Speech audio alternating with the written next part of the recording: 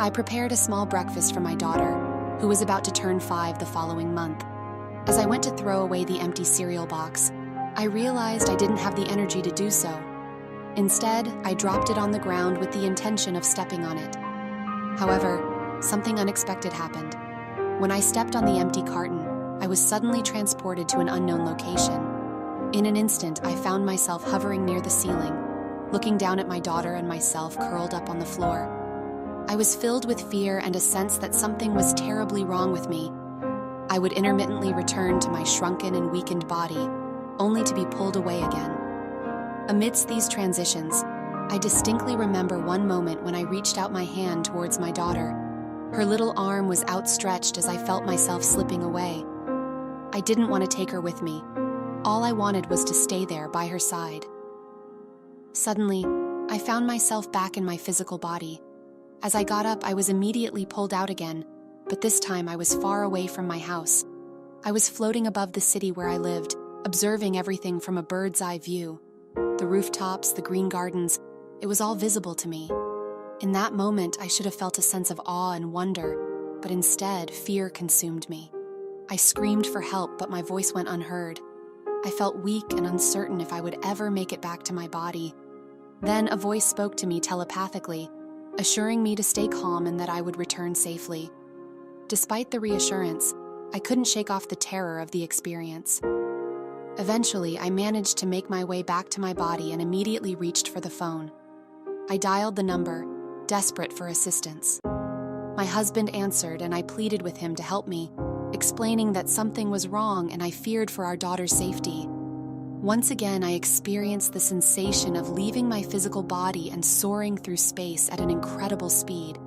This time, I found myself far away from home, gazing at the breathtaking sight of our beautiful blue planet.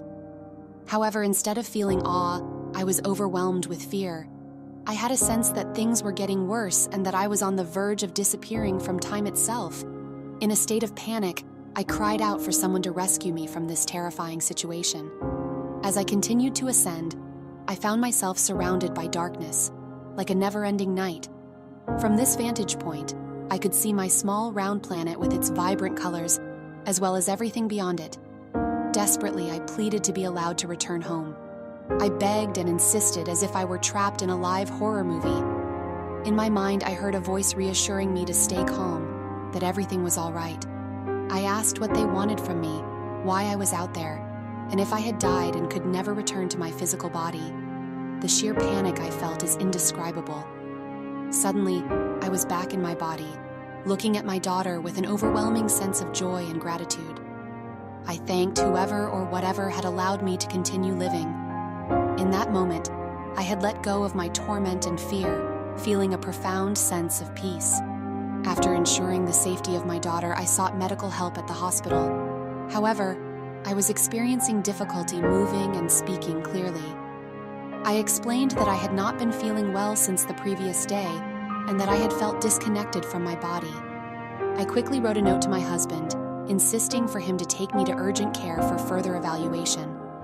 Despite having assistance and knowing my daughter was safe, I still felt like I was facing this struggle alone. However, upon arriving at the hospital, I was admitted and lost consciousness completely.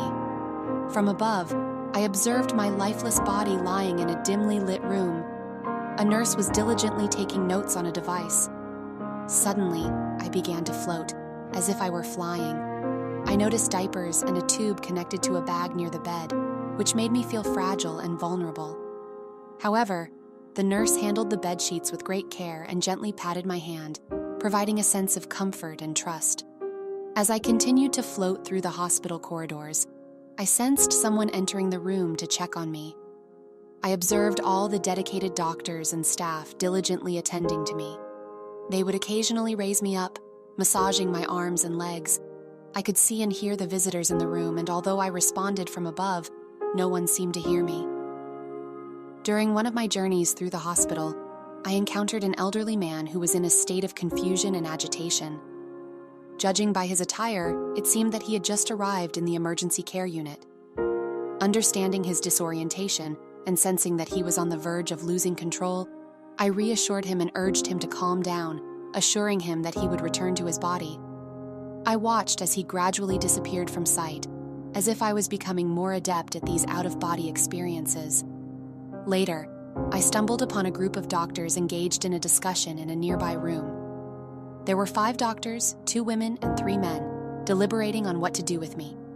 They expressed their inability to find any cause for my condition, as all the test results came back normal. Eventually, they decided to perform a lumbar puncture to gather more information. As I flew back into the room, I found myself surrounded by a radiant golden light that didn't hurt my eyes. I could hear a melodic sound, although it was unfamiliar to me. It was a relief not to be consumed by panic in this unknown state. I once again questioned what they wanted from me, contemplating the possibility that I had truly died, and this time there was no turning back. I insisted on receiving an answer. The doctors in the hospital were moving quickly, and it made me feel scared. Everyone around me appeared distorted and grotesque, like something out of a horror movie. Their faces seemed to cave inward, and it was terrifying. However, amidst the chaos, there was one nurse and an assistant who looked normal.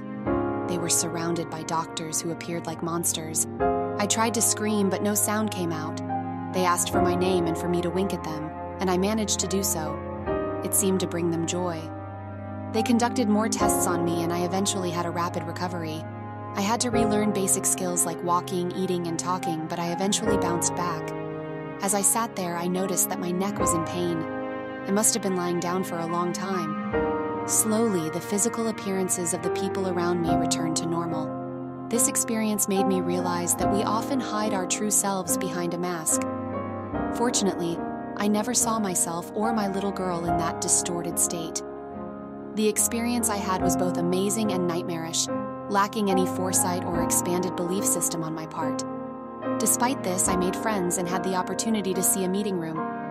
Returning home to my daughter, I found comfort in reading her children's stories. In the following years, I continued to follow up with the hospital and was diagnosed with a stroke. I was advised against taking aspirin or its derivatives, although I had never taken them before. Despite leaving the hospital, I never fully stabilized and experienced ongoing headaches and dizziness. I had a desire to escape, but I have learned to control it. A year after the experience, I started my life anew with only my daughter. I had to rebuild my marriage, friendships, and home from scratch. Instead of looking back, I am grateful to the universe for transforming me into the person I am today.